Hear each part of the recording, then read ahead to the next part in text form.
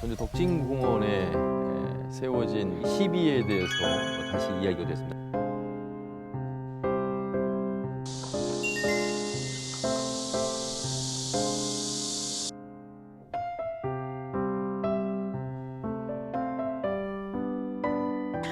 한국예술문화단체 총연합회 전라북도 지부 초대 회장을 역임하신 분이세요. 우리 지역에서는 굉장히 큰 인물이시다.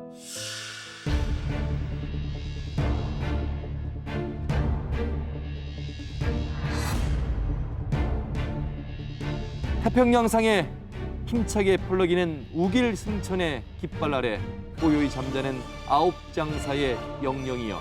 우길 승천기로 나오면서 전쟁에 가담하고 있는 것에 대한 극명한 친일이죠.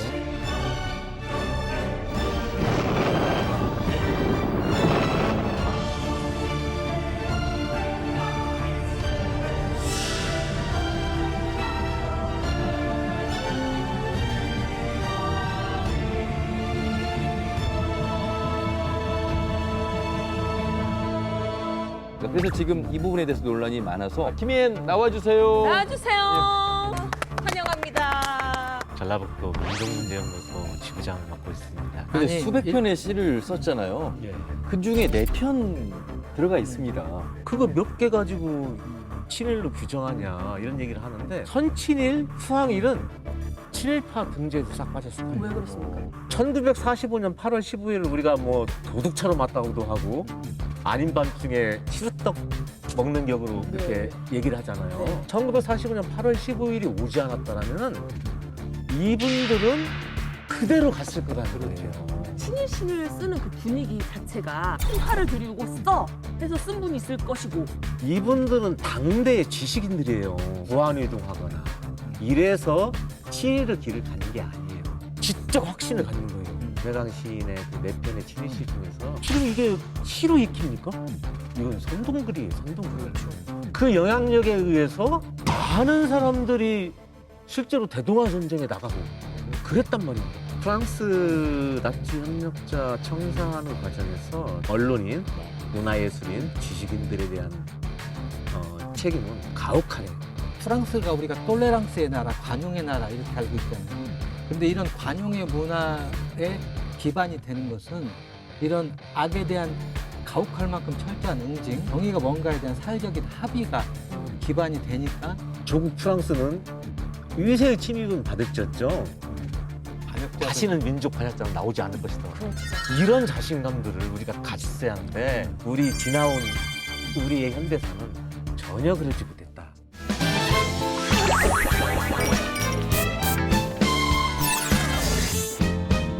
광복 75주년을 맞은 이 시점에서 다시 친일에 대한 이야기가 나오고 있고 앞에서 김해강 시인의 시비 철거에 대한 이야기를 해봤습니다. 김해강 시인으로 이야기를 시작하긴 했습니다만 일제강점기에 이 글로써 제국주의에 동조한 문인들이 40명이 넘습니다.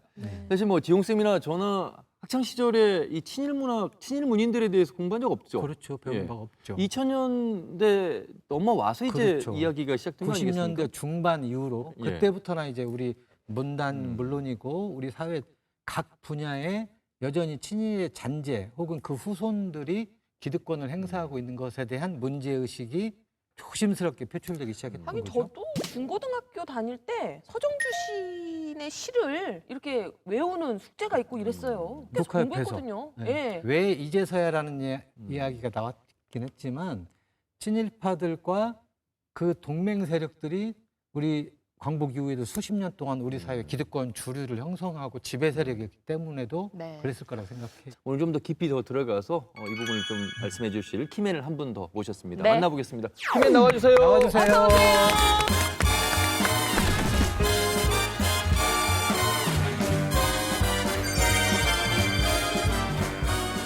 네, 어서 오세요. 안녕하세요. 본인 소개 좀 해주시죠. 네, 저는 시를 쓰고 있는 박태건입니다. 네, 반갑습니다. 반갑습니다. 시인이십니다. 예. 네.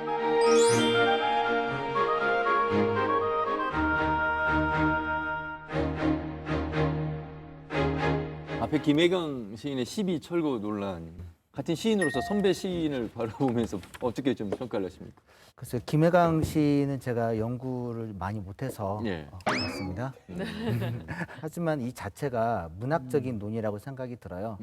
문학 자체가 현재의 어떤 부분을 가지고 자신이 어디에서 왔고 어디로 가는가에 대한 고민하는 장르이기 때문에요. 시비를 뽑느냐 안 뽑느냐가 뭐 알턴이를 뽑느냐 안 뽑느냐 뭐 그런 건 아닌 것 같고 이 자체를 충분히 공론화하고 논의하는 것 자체가 문학적이고 사람들에게 더 도움이 되지 않을까 그런 생각이 그러면 듭니다. 우리 박태건 시인님이 만약에 일제시대의 시인이었다면 어떤 선택을 하셨을 것 같나요? 절필을 하셨을까요? 아니면 친일시를 쓰셨을까요? 그 역사에서 만약이라는 것은 참 현재 기준으로 보기 때문에 좀 어려운 이야기인 것 같아요. 아, 그렇습니까? 네, 교묘하게 회피하시는군요. 최선을 다하는. 그렇습니까?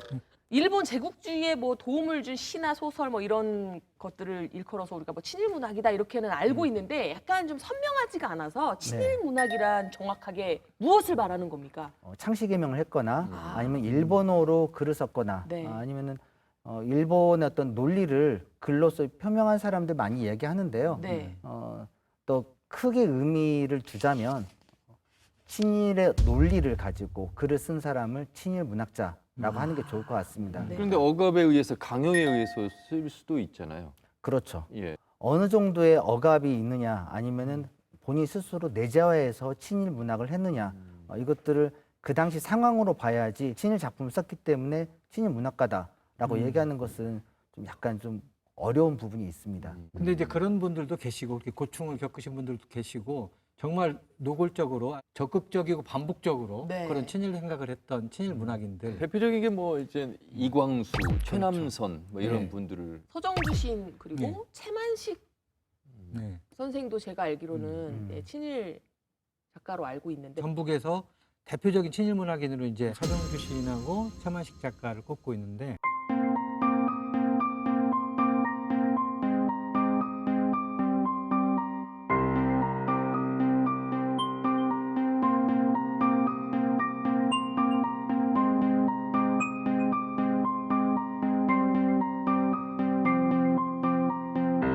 서정주 시인 아주 적극적인 친일파로 볼 수 있는 거잖아요. 창치 개명도 하셨더라고요. 아, 그럼요. 네. 예. 그 작가들 중에서 창시 개명하고 친일을 내재화한 사람들이 참 많은데요. 네.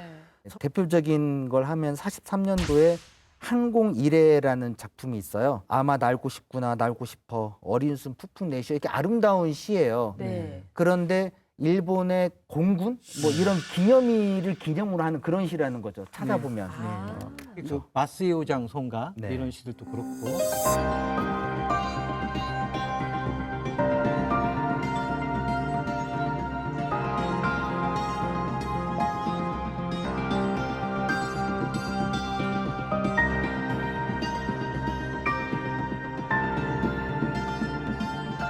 이 레이테만이 사실 가메가제 그 특공대 그것이 처음에 시작됐던 그런 지역이거든요.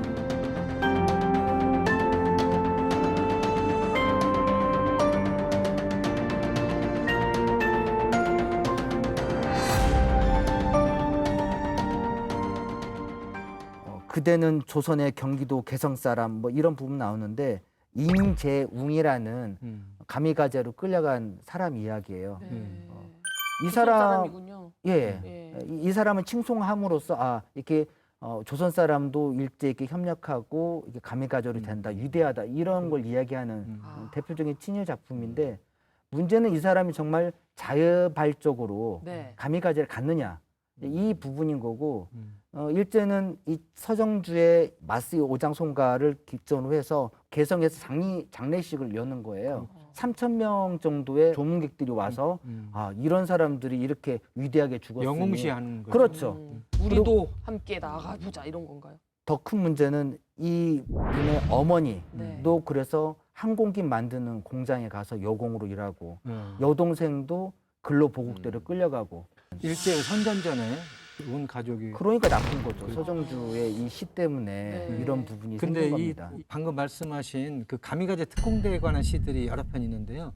이건 반민족 행위를 넘어서 또 반인륜적이기도 해요. 그렇죠. 이를테면 이 가미가제 특공대가 요즘 말로 하면 자살 자살 폭탄 특공대죠. 테러범 네. 약간 이런 거 비슷한데 사람의 목숨을 바쳐가 이렇게 자살 특공대를 미화하는 약간 반인륜적 성격도 있죠. 자, 서정주 시인도 유명하지만 채만식 선생 얘기를 또 안 할 수가 없습니다. 우리가 탕류라는 이 네. 시도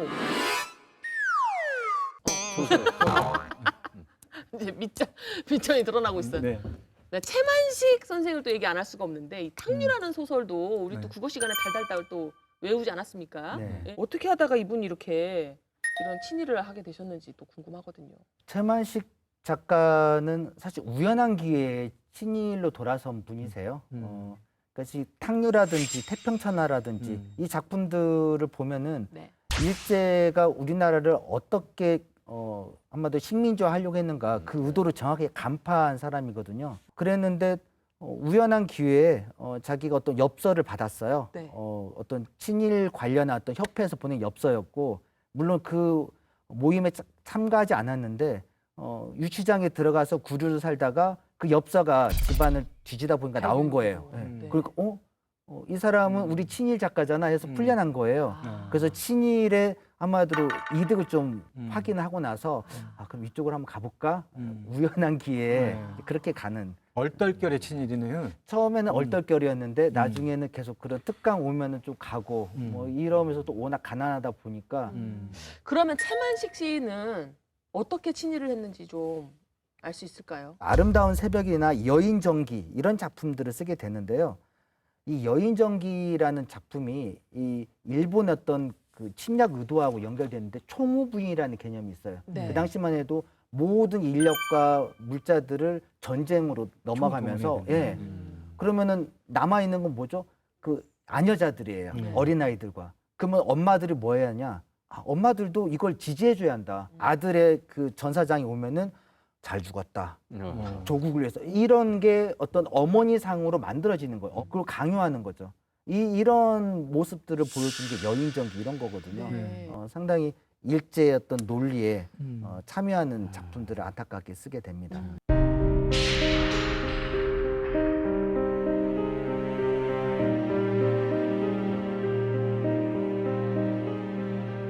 과거에 대한 잘못을 반성하고 사과하는 모습도 진정한 지식인으로서의 올바른 길이 아닐까 싶은데 채만식 선생은 그 향후에 반성의 모습을 좀 보인 부분이 좀 있죠. 최만식 작가는 자신의 과오를 뉘우치면서 민족의 죄인이라는 작품을 썼고요.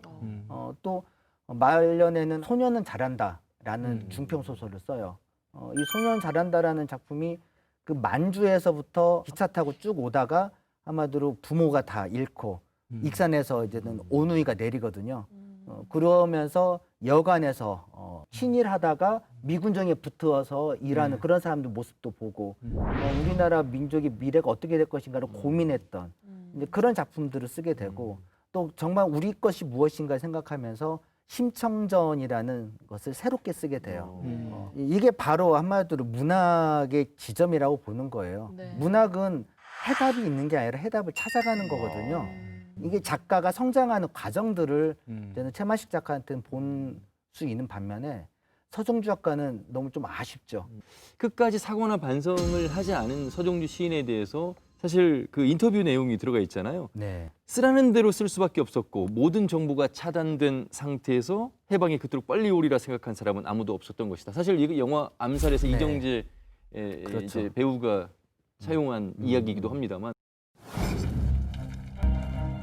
왜 동지를 팔았나? 몰랐으니까. 해방될지 몰랐으니까. 알면 그랬겠나?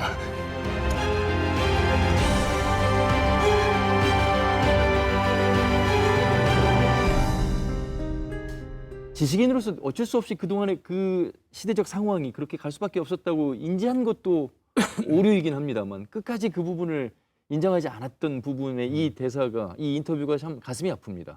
이분이 쓰라는 대로 썼다. 이 부분이 좀 핑계로밖에 들리지 않는 게 이승만 정권 때 했던 행적들, 전두환 정권 때 했던 모습들 보면 이분은 항상 그냥 어떤 대세에 편승하는 사람이에요. 서정주 시인이 전두환 정권 때 한 것들 보면 정말 읽는 사람도 부끄러워지는 그런 시들이 많아요. 전두환이 집권한 직후에 전두환 56세 생일에 바치는 그 시는 정말 무슨 왕조시대 용비어천가는 저리 가라 할 정도로 네. 근데 그것을 신념으로 가지고 있는 게 더 무서운 겁니다. 그렇죠. 네. 정권 지향적인, 권력 지향적인 것들을 보였고 박정희 정권 때는 한마디로 문학인 협회 회장도 하고 그게 뭡니까? 뭔가 자기 어떤 지향점이 사실 자기 어떤 영달을 위한 것이지 완전 자기 취해가지고 자아 도취. 예. 그게 너무 완벽했던 것 같아요.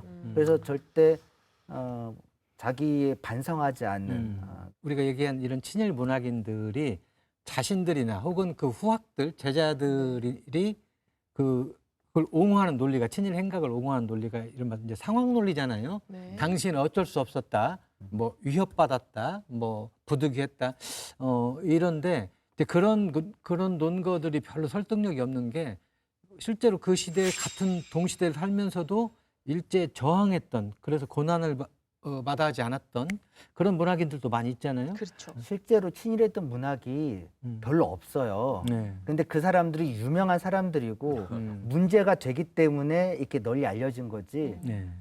다 했어라고 얘기하는 건 한마디로 희석화하는 사람들의 그렇죠. 논리인 거예요. 그 시대의 그 강요를 만약에 당하는데도 불구하고 민족혼을 지켜내신 많은 작가분들이 계셨잖아요. 우리 이육사 시인 네. 대표적이고요. 이육사 시인은 의열단의 초기 멤버예요. 네. 중앙 간부 학교로 먼저 들어가서 의열단을 네. 만든 사람이고 이마라는 작가도 네. 있고요. 네. 아니면 황순원이라든지 또 같이 해방 후에 그 조선 청문협을 했던 조지훈 선생도 절필하거든요. 일제 저항했던 그런 시인 저항에 절필했던 신석정 시인. 네. 그 신석정 시인이 우리 전주 분이시잖아요. 부안 출신이신데 전주에서 오래 사셨죠. 예. 신석정 선생님은 부안에서 독서회 활동들을 많이 하면서 우리 민족이 어떻게 될 것인가에 대한 고민들을 많이 하셨어요. 네. 우리 언어가 어디서 시작되는가에 대한 고민을 시작을 했던 거죠.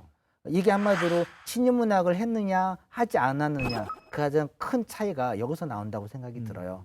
즉 우리 언어는 우리 정신에서 나온다라는 것이죠.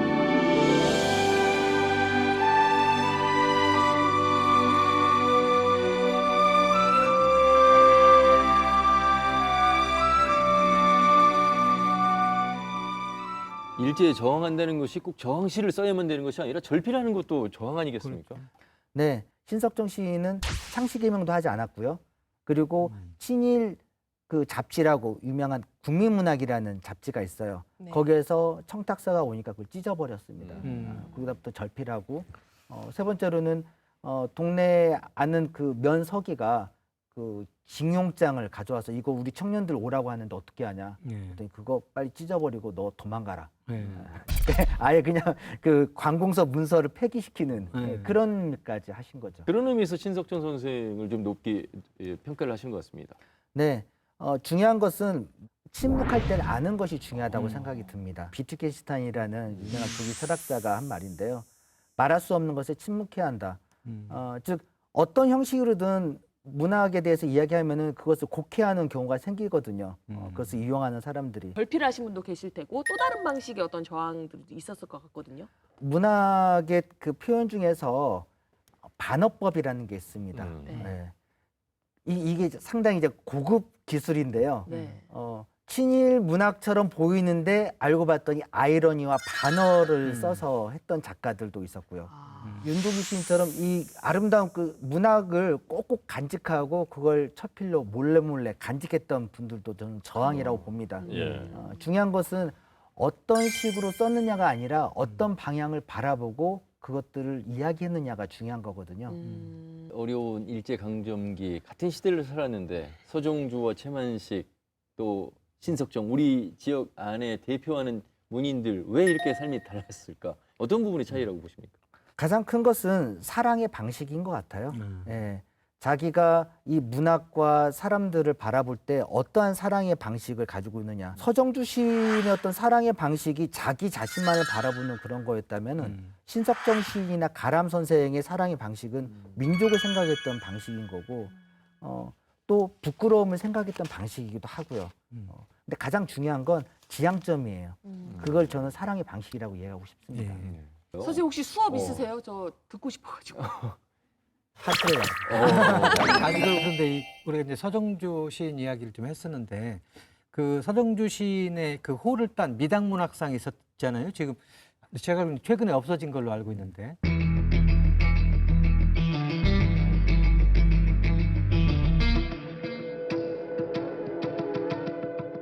없어진 계기가 된 게 이제 2017년에 송경동 시인이 그 미당문학상 수상을 거부한 사건이 크게 회자가 됐었죠. 친일 부역하고 전두환 독재 정권에 부역했던 사람의 이름으로 주는 상을 나는 받을 수 없다. 그 젊은 시인이 송경동 시인이 그렇게 선포를 했는데 그런데도 여전히 그 친일 문인들의 이름을 기리는 그런 상이 몇 개 더 남아 있다고 알고 있어요. 근데 예전에도 저한테 이런 이야기, 이제 미당문학상 얘기 나왔을 때, 박 시인은 어떻게 미당문학상 제안이 오면 어떻게 할 거냐. 그래서 한번 제안을 받고 나서 전혀 그런 기회가 없기 때문에 어떻게 하시려고 그러세요? 생각을 한 번도 안 해봐서 결정적으로 이 상이 없어지기 전까지 상금이 3천만 원이었어요. 그러니까 이 문인들이 되게 그렇게 부유한 형편이 아닌데 이 당시 이걸 당당하게 거부하고 그 이유를 선포했던 이 송경동 시인 정말 저는 이게 대단하다고 봤어요. 미당 문학상은 거부했지만 이 미당을 거부하고 미담이 남은 거죠. 그렇게 또 라이브 나와요. 이런 거 하려고 여기 앉아 있습니다. 미당도 그렇고 동인문학상이라는 것도 있었어요. 네. 그것도 상금이 많았습니다. 거의 시에는 미당, 뭐 소설에는 동인 뭐 이렇게 갔었는데요. 이런 문학상들을 운영하는데 첫 번째는 출판 자본적인 게 커요. 방금 뭐 이 패널께서 말씀하셨지만은 문인들이 좀 가난한데 네. 큰 상금을 줘가지고 하면은 뭔가 좀 이슈가 되거든요. 네. 그러면 그걸로 작품을 팔면 돈이 좀 되기도 하고. 두 번째는 김혜강 시인도 얘기했지만은 제자들하고 관계. 제자들이 사실 우리 문단을 좌우하는 어떤 큰 어른들이 되고 이분들이 우리 스승을 기리는 문학상 하나 만들면 어떨까? 네. 뭐 이런 생각을 가져서 그럴 수도 있고요. 무엇보다도 지자체의 어떤 필요성, 우리 콘텐츠가 하나 필요한데 우리 지역을 자랑하는 사람이 이 사람이고 그런 측면에서 이런 문학상들을 만들었는데요. 많은 지금 곧 뭐 진통이 있는 상태입니다. 친일 작가들의 어떤 이런 행적들이나 이런 역사를 너무 감추려고만 덮어두려고만 하지 말고 더 드러내고 더 알려서 우리가 약간 교훈도 삼고 이렇게 살면 안 되겠다라는 어떤 그 후세의 교훈이 돼야 되지 않겠나 이런 생각을 좀 해보거든요. 어떻습니까? 아주 좋은 생각입니다. 네. 저도 같은 생각이고요. 사실 이게 알턴이 뽑아버리면 없는 거잖아요. 네. 저는 이 논의가 내년에도 있어서 내년에도 이 자리에 나왔으면 좋겠어요. 그래서 김해강 시비를 뽑아버린다면 네. 그 자리에 김해강 시비를 뽑은 자리라고 이야기를 붙이는 게 저는 좋을 것 같고 네. 그래야 사람들이 알잖아요. 그렇죠. 문사철이라고 얘기합니다. 흔히 인문학은 문사철이라고 하는데 역사가 과거의 이야기를 정리하는 거라면 철학은 지금 상황을 가지고 어떻게 행동하는가에 대한 태도의 이야기예요. 네. 그리고 문학은 과거와 현재를 통해서 미래를 어떻게 갈 것인가에 대한 이야기인 거고. 즉, 이 김해강 시비에 대한 논의나 친일 문학에 대한 논의가 우리가 앞으로 어떤 삶을 살고 어떤 문학을 하고 어떤 미래를 같이 논의할 것인가에 대한 그런 논의의 장이 만들어졌으면 하는 게 어떤가. 역사를 제대로 알아야 된다는 그런 생각을 오늘 다시 한번 우리 박태근 시인을 통해서 말씀 들어봤습니다. 너무 말씀을 네. 감동스럽고요.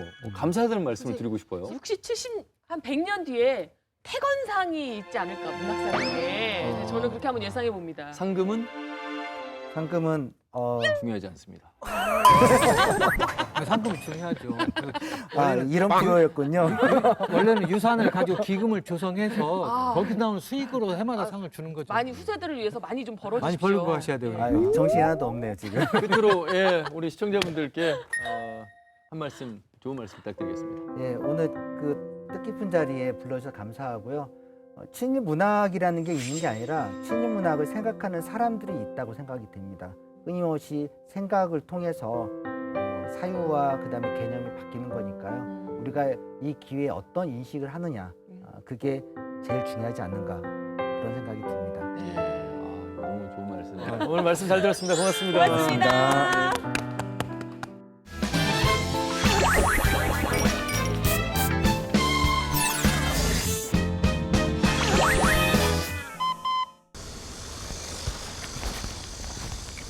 마이크 착용하시겠습니다. 왜 마이크?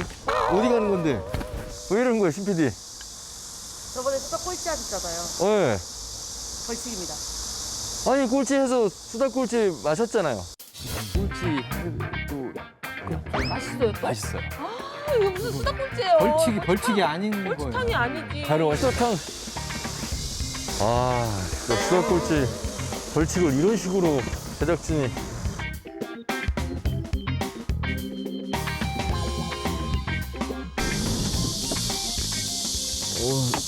여기 어디에 왔어요, 여기?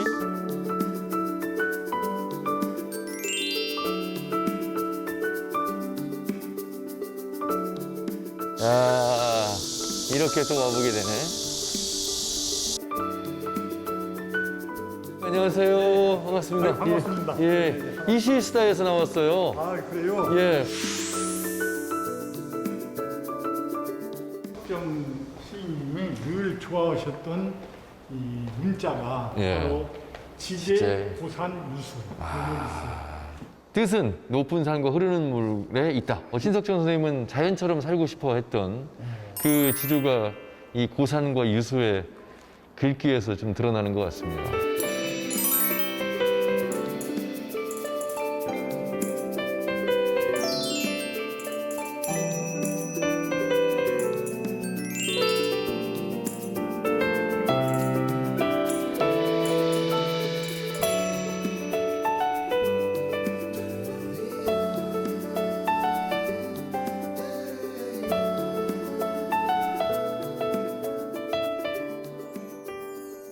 제가 제일 좋아하는 시입니다. 예. 한번 예, 한번 한번 예, 볼까요? 보시죠. 그 먼 나라를 아르십니까? 어머니. 당신은 그 먼 나라를 아르십니까? 깊은 산림지대를 끼고 돌면 고요한 호수에 흰물새 날고 부디 잊지 마셔요. 나와 같이 그 나라에 가셔서 비둘기를 키웁시다. 그 새빨간 능금을 똑똑 따지 않으렵니까? 어머니라는 것은 모국을 얘기해요. 모국. 그 먼 나라라는 것은 우리가 알고 싶어하는 광복된 세계입니다.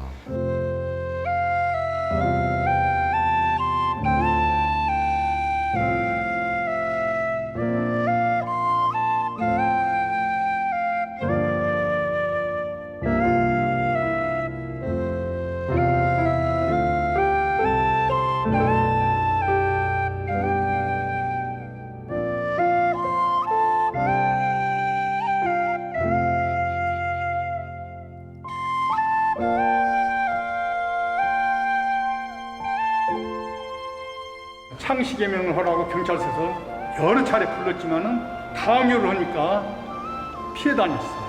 창씨개명 안 하니까 나는 못 한다. 그래서 해방 때까지 끝내 창씨개명을 나눴습니다.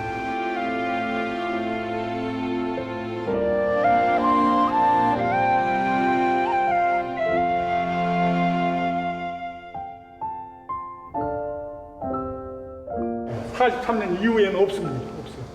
그 이후에는 해방될 때까지 작품이었어요. 절필해서. 그리고 여기 보니까 그 당시에 신석정 선생님께서 많은 시인들, 문인들과 교류를 하신 것 같아요.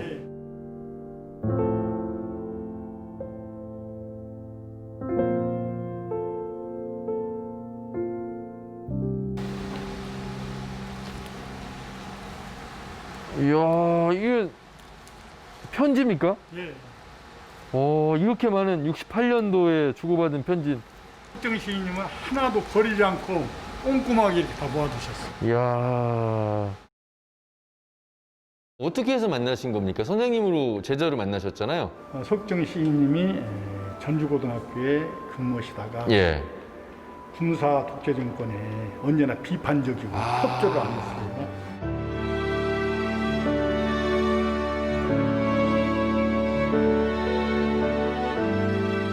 몇 년도였습니까, 그러면? 그때가 61년도입니다. 그리고 관장님이 그 당시 1학년. 다른 국어 선생님이 말씀을 해주셨어요. 정말 훌륭하신 선생님이 우리 학교 오셨다. 학생들을 그렇게 많이 사랑해 주셨다면서요. 정말 아버지 같았습니다. 저는 지금도 아버지 모습으로 꼭 비춰져요. 다정다감하면서도 우리를 꾸짖을 때는 잘못한 거 있으면 이러이러해서 잘못했다. 그 이유를 분명히 말씀하셨어요.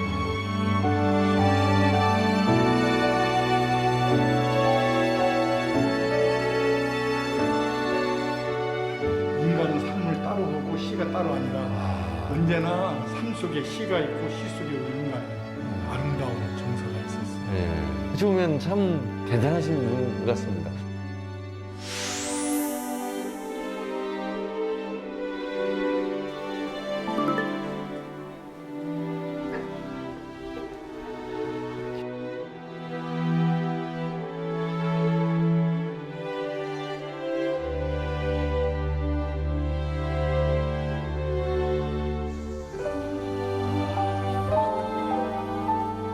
선생님 안녕하세요.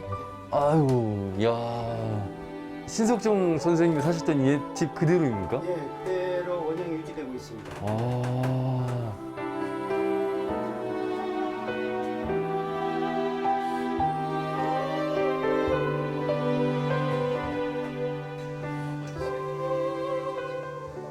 노성동 집을 이사 오셔서 여기서 이제 마지막 임종을 하시잖아요. 네, 이 집에서 사시다가 이 방에서 돌아가신 거예요. 아, 지금 이 방이요? 이 방에 있어요. 아, 여기 흔들어져 앉아서 여기를 보고 네, 저 자목련 꽃 피는 것도 보고 조그마한 창문 밖으로 바라보이는 자목련과 하늘.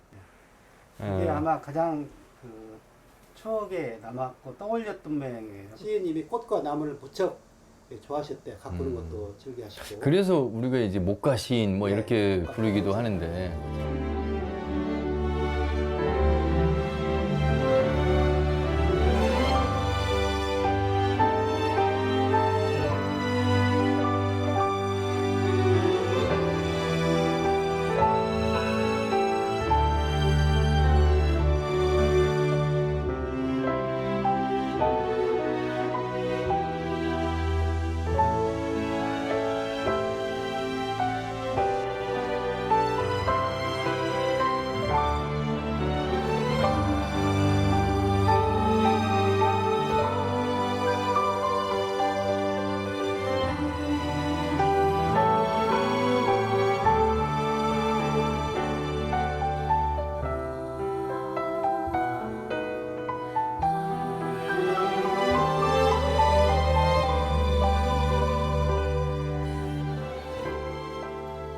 석정에게 수천 번을 잡았을 문고리 석정 지문에 나의 온기를 더한다.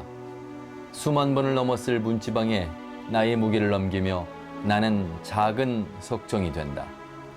시간이 흐른 것이 아니라 내가 과거로 가 백목련 낙화를 만개시키고 싶다.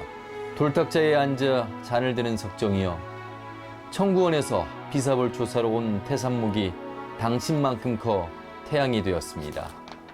이제 곰팡대에 불을 붙여 그 연기로 돌아오소서.